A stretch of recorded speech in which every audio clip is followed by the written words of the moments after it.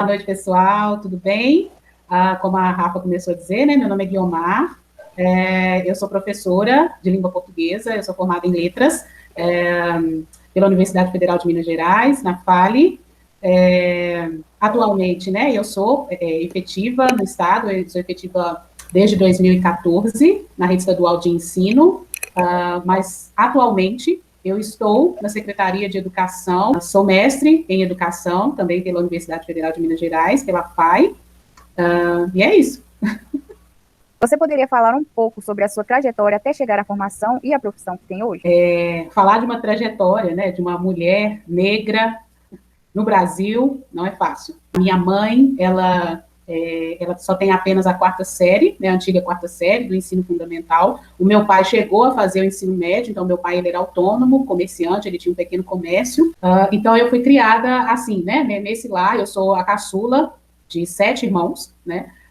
Deu idade para ir para a escola, eu fui frequentar para a escola nesse asilo, onde tinha crianças ali, né, crianças que ficavam, era uma espécie de orfanato, né, diz asilo, porque na linguagem anterior. Depois do primeiro ao quinto, eu fui estudar nessa escola que eu já disse, né, onde a gente dividia ali, tinha crianças da famílias tradicionais da cidade, e eu dividia o espaço, né, eu era criança, né, com essa trajetória já, né, negra, de uma família, né, pobre, embora morasse no centro da cidade, mas foi com muito esforço que meu pai conseguiu, né, comprar esse lote e nós morarmos no centro da cidade. Então, para entrar, né, em escolas ditas melhores, na época nós tínhamos que fazer esse teste, essa seleção para nós entrarmos. Então, eu fiz esse teste e fui para estudar nessa escola da cidade, e eu fiquei na segunda turma, porque antigamente a gente tinha também essa diferenciação, né, entre os estudantes que tinham as melhores notas, iam para as melhores turmas, e os outros com notas inferiores iam frequentar outras turmas, né, e tínhamos também pessoas negras nesse espaço, mas não eram muitas. No ensino médio, eu continuei estudando nessa escola. Uma parte da minha trajetória, né, estudantil, eu fiz no turno da manhã. Então, uma parte do ensino foi no último ano, do ensino médio, no terceiro ano, eu fui estudar no turno da noite porque eu precisava de trabalhar, né? Chegou uma idade em que eu já precisava de trabalhar, precisava de ajudar em casa, né? Mas fui trabalhar, né? Talvez não surpreendentemente, mas eu fui trabalhar como empregada doméstica. Eu me lembro que bem no início ainda, por volta dos meus 14, 15 anos, eu fui trabalhar como faxineira de um prédio que tinha do lado da minha casa. E depois eu fui trabalhar como babá.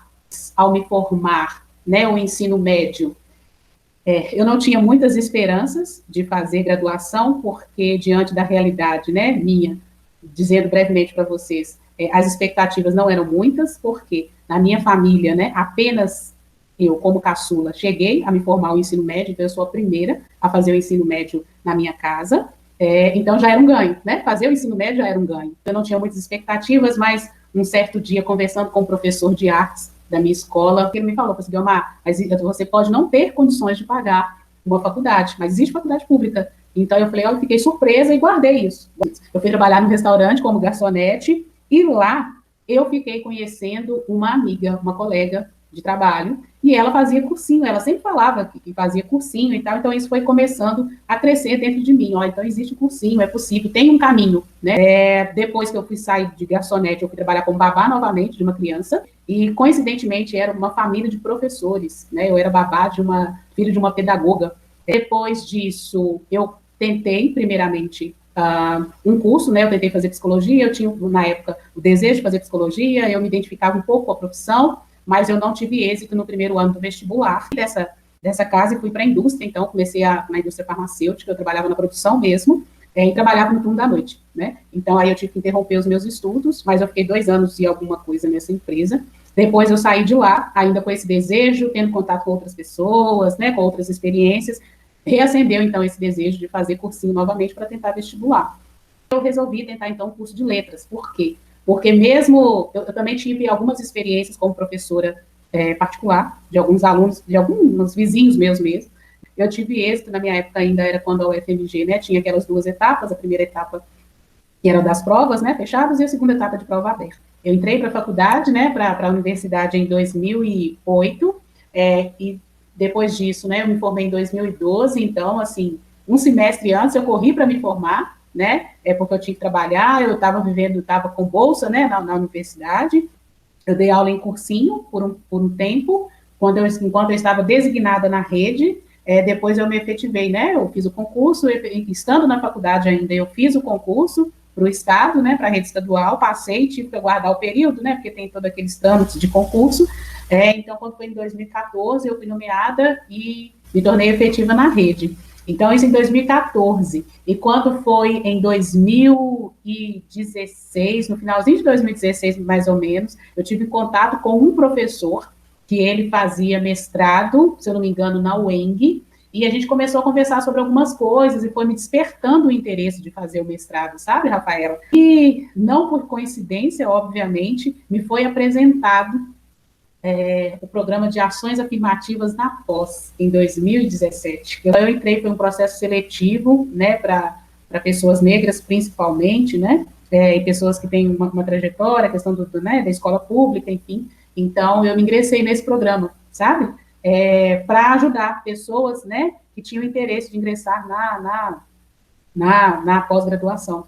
Então, eu tive a oportunidade de conhecer, e foi lá que eu conheci um grupo de pessoas maravilhosas, e hoje, né, eu faço parte também, ajudo nesse programa de extensão da faculdade, né, que acontece principalmente por alunos. Então, eu tive essa oportunidade, que foi um grande ganho também, né, entrei por cota no mestrado, né, por cota. Tenho muito orgulho de falar isso, porque falar em cotas na graduação já é um desafio. Falar de cotas na pós-graduação é outro desafio, né? Porque se nós temos aí uma desigualdade entre o número de pessoas negras que frequentam a graduação, na pós-graduação, nós temos menos pessoas ainda, né? Então, é um ganho, né? Nós temos também política de cotas na pós-graduação, hoje, né? Então, eu tive essa oportunidade, e hoje, né, no doutorado também, foi também por cota, né, que eu entrei. Então, eu tenho orgulho de falar isso, de fazer parte disso, porque a gente está falando aqui de espaços onde pessoas negras, né, têm pouquíssimo acesso. Né? Tenho orgulho de ter feito parte desse programa. E você considera que a sua trajetória acadêmica se assemelha com a trajetória de uma pessoa branca? Não se assemelha, justamente porque em contato com outras pessoas, né, que estudaram na minha época, colegas de escola que estudaram na minha época e que ingressaram mais rapidamente numa universidade, seja numa universidade, numa faculdade particular ou numa universidade pública. Para elas o processo foi mais rápido, porque a gente pode dizer que a minha trajetória de dificuldades, as minhas experiências, as minhas dificuldades, a minha realidade não era a mesma delas, né? Então, o processo, certamente, ele se difere, porque as experiências, as vivências, antes, né, de chegar a uma universidade, de chegar a uma faculdade, ela não é igual. Então, não tem como ser igual, né, essa trajetória. Até mesmo as experiências de moradia, as experiências de escola, as oportunidades, que são diferentes, sim, para uma pessoa branca e uma pessoa negra. Então, por isso, não tem como ser igual, né, a trajetória. O fato de você ter que trabalhar também e dividir o ambiente onde estuda com 7 irmãos, né? Certamente. Com certeza atrapalha. Certamente, Rafaela. Então, não tem como ser igual, né? Não tem como ser igual, porque as realidades são diferentes, né? E como eu disse, você muito bem reiterou, eu tive que dividir esse percurso estudantil, né, do ensino fundamental e do ensino médio, eu tive que me dividir entre trabalho e escola, né? E não era uma questão de opção, era uma questão de necessidade mesmo, né? De ter que atender às minhas necessidades pessoais e ajudar em casa também, né? Então, não tem como ser igual, porque isso não foi o mesmo com as minhas outras, né, colegas de escola. E ao longo da sua trajetória acadêmica, quando pensamos em raça, como eram os ambientes que frequentou? Embora eu estudasse, né, numa universidade pública, que deveria ser, né, para todos, talvez a gente teria que ter esse percurso aí, saiu de uma escola pública, você teria que, né, continuar seguindo aí, vamos para uma universidade pública também. Mas a gente sabe que a realidade, principalmente na minha época, ainda em 2008, nós não tínhamos avançado um pouco em relação ao que a gente tem hoje, né, em relação a cotas, em relação a políticas públicas, né, que reconheça esse negro e que reconheça que existe, sim, diferença de trajetória, como nós pontuamos. Nós tínhamos menos pessoas negras, né, dentro de uma universidade, certamente. Então, como eu disse, embora seja uma universidade pública, a gente tinha, sim, né, mesmo sendo num curso de licenciatura, nós tínhamos mais pessoas brancas do que pessoas negras nesses espaços, né, quiçá os outros espaços, né, exatas, ciências médicas, né, então, certamente, nós tínhamos mais pessoas brancas, justamente por essa desigualdade e essas necessidades que se mostram desde a educação básica. A necessidade, né, que se mostre uma pessoa fazer um cursinho, de reforçar os estudos, né, para entrar em uma universidade pública, né, ou em uma universidade, seja lá, né, a que o estudante deseja, mas até isso, né, se mostra também que há uma outra necessidade aí, que seria pauta para outras discussões, né.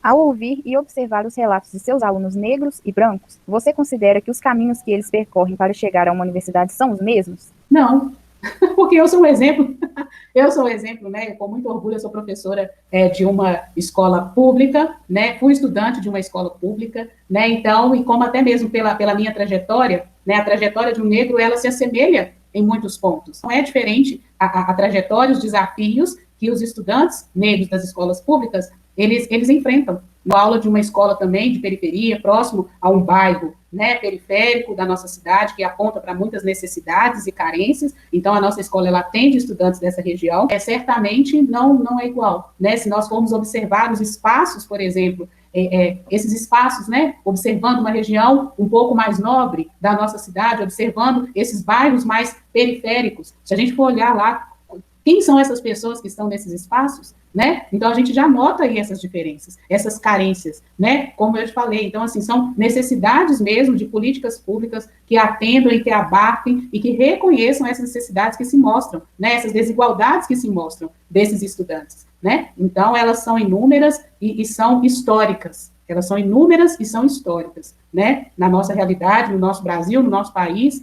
e então essa trajetória de um estudante negro, né, dos meus alunos negros e dos alunos brancos, elas não são iguais justamente pelas vivências, pelas experiências e pelas necessidades que as pessoas negras no nosso país possuem.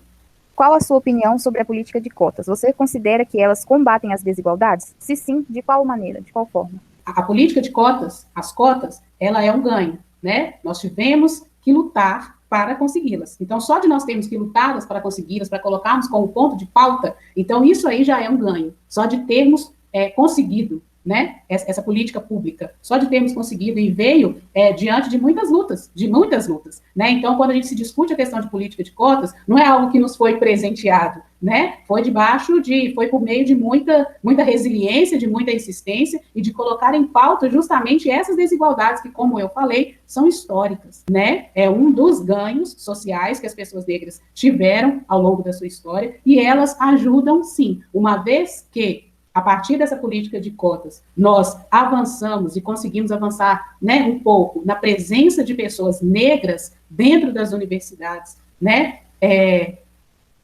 porque a gente tem, aí ainda assim, nós temos uma diferença muito grande de pessoas negras, entre pessoas negras e pessoas brancas que estão nesses espaços, então ainda assim é uma ajuda, é um ganho e ajuda sim a combater essa desigualdade histórica no nosso país, né? E a discussão que se impera nisso aí, né? Por que a pessoa negra, né? Por que ela tem que ter uma cota para entrar numa universidade? Eu acho que o questionamento primeiro por que a gente não tem a mesma quantidade de pessoas negras e pessoas brancas dentro das universidades? A discussão primeira, né? A discussão primeira, ela tem que ser aí. Então, uma vez, né, que se reconhece essa desigualdade, que se reconhece essa diferença, que a gente olha minimamente para o lado e percebe a quantidade, né, de pessoas brancas e de pessoas negras dentro de espaços, né, como esses espaços, né, acadêmicos, trabalhos, cadeiras, né, de espaços de disputa mesmo, né,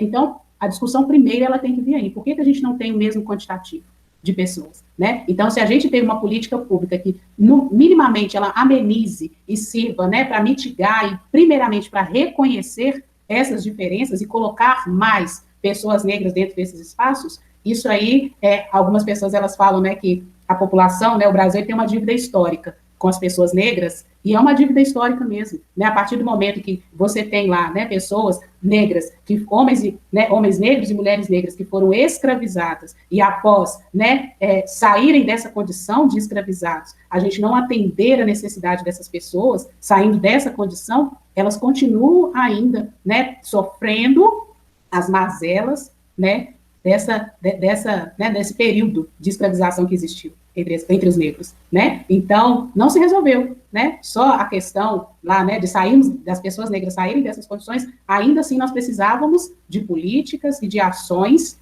que, né, mitigassem todos os direitos que foram negados aos negros anteriormente, enquanto eles estavam na condição de escravizados, né? Então, essa política de cotas é uma dívida histórica que se instaurou no nosso país, né? E algumas pessoas falam em dívida, talvez eu poderia dizer, né, diante de tantas desigualdades, né, que nós sofremos, diante de tanto preconceito, de tanto racismo, a gente pode pensar, né, é uma dívida histórica. Então, assim, a política de cotas, ela, né, ainda se aponta aí como uma, né, dos direitos, né, de algo que precisa de ser alcançado para, né, eu ia brincar aqui que diante dessa dívida histórica, a política de cotas, vamos dizer que é um troco, né, mas é isso aí, é um ganho, né, é um ganho. É olhar para o lado e dizer, né, quantos professores negros, né, a gente está numa condição, num contexto, né, de faculdade, de graduação, quantos professores negros nós temos? Quantas pessoas, né, negras pós-graduadas que nós temos, né? Eu estou hoje num espaço, numa condição de pós-graduação, doutoranda na Faculdade de Educação da UFMG, e quantos professores negros nós temos, né? Quantos professores negros nós temos? Quantos colegas de turma negros nós temos, né? E isso será... Por que a gente não questiona? Isso, no mínimo, deveria nos provocar a uma reflexão, né? Muito obrigada, Vizinha, por tudo. Vizinha, né, Guiomar?